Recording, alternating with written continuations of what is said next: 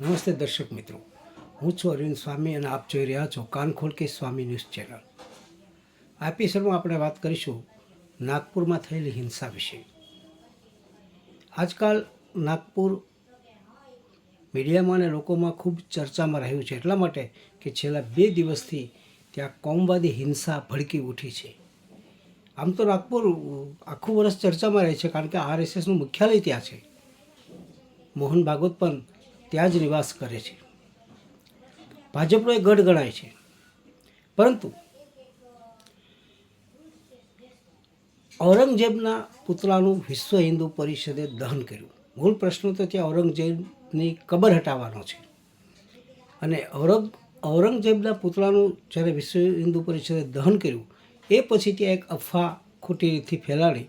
કોઈક એવું કહ્યું કે ધાર્મિક જે પુસ્તક હોય છે એનું પણ દહન કર્યું છે. હકીકતમાં એવું નહોતું, પરંતુ અફવા ફેલાય અને વિધર્મી લોકો રસ્તા પર ઉતરી પડ્યા. જે હથિયારો આવ્યા હાથમાં એ લઈને, ઘાતક હથિયારો પણ હતા, અને હિન્દુ વિસ્તારોમાં જઈને ખૂબ તોડફોડ કરી.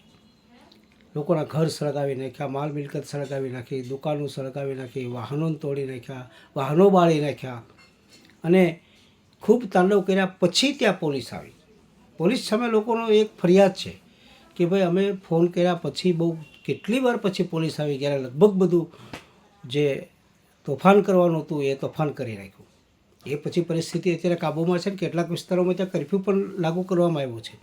પરંતુ સવાલ એ છે, મૂળ આ સળગ્યું ક્યાંથી? છાવા નામની એક જે ફિલ્મ આવી છે અને એમાં ઔરંગઝેબનું જે ચિત્રણ કરવામાં આવ્યું છે, એનાથી પ્રજામાં ઔરંગઝેબ પ્રત્યે ખૂબ જ નફરત પેદા થઈ અને ઔરંગઝેબના પુતળાનું દહન નાગપુરમાં થયું.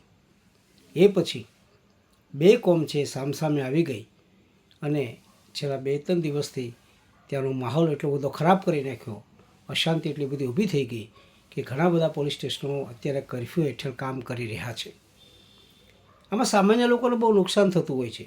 રાજકીય રીતે રાજકીય પક્ષો તેનો ફાયદો ઉઠાવતા હોય છે, પરંતુ આખી પરિસ્થિતિ તમે જુઓ તો હેરાન જે થાય છે ને એ બહુ મધ્યમ વર્ગ અને સામાન્ય વર્ગ હોય છે.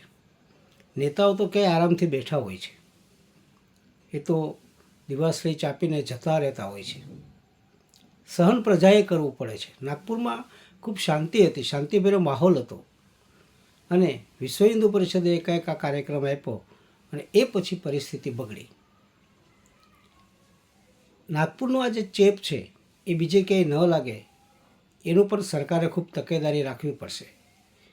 આખરે હિંસાથી ક્યારેય કોઈને ફાયદો થયો જ નથી, ગુમાવવાનું જ આવ્યું છે. જે શહેરોમાં શાંતિ છે ત્યાં અશાંતિ ઊભી ન થાય, ખોટી અફવા ન ફેલાય અને પોલીસે પણ ત્યાં ચુસ્ત બંદોબસ્ત રાખવો જોઈએ, જેથી નાગપુરનો મામલો નાગપુરના સીમાડાની બહાર ન જાય. અત્યારે તો ભારેલો અગ્નિ છે, પરંતુ સ્થિતિને થાળે પડતા હજી થોડા દિવસો લાગશે. બહુ ઘણા સમય પછી મહારાષ્ટ્રની કોઈ મોટા શહેરની અંદર આ રીતથી કોમવાદી તોફાન થયું હોય એવું બન્યું છે. સૌ પોતપોતાની રીતથી નિવેદનો આપશે.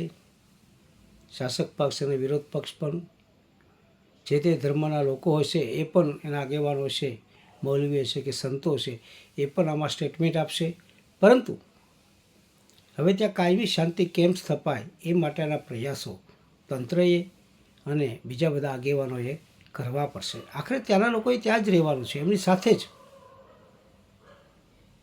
અને એટલે જ થોડા દિવસો સુધી વેઇટ એન્ડ વોચ, નાગપુરમાં શું પરિસ્થિતિ થાય છે અને એ પછી સરકાર કેવા પગલાં લે છે. ઉપદ્રવીઓ સામે તો પગલાં લેવા જોઈએ, એ લેશે જ, બરાબર. પરંતુ પછી આ વિવાદ આગળ ન ચાલે અને એનું કાંઈક સમાધાન નીકળે એ દિશામાં પણ કોઈકે તો પ્રયાસ કરવો પડશે. મારો એપિસોડ આપણે ગમ્યો હોય તો લાઇક કરજો, શેર કરજો, સબસ્ક્રાઈબ કરજો અને બેલ આઇકોનનું બટન દબાવજો. હસતું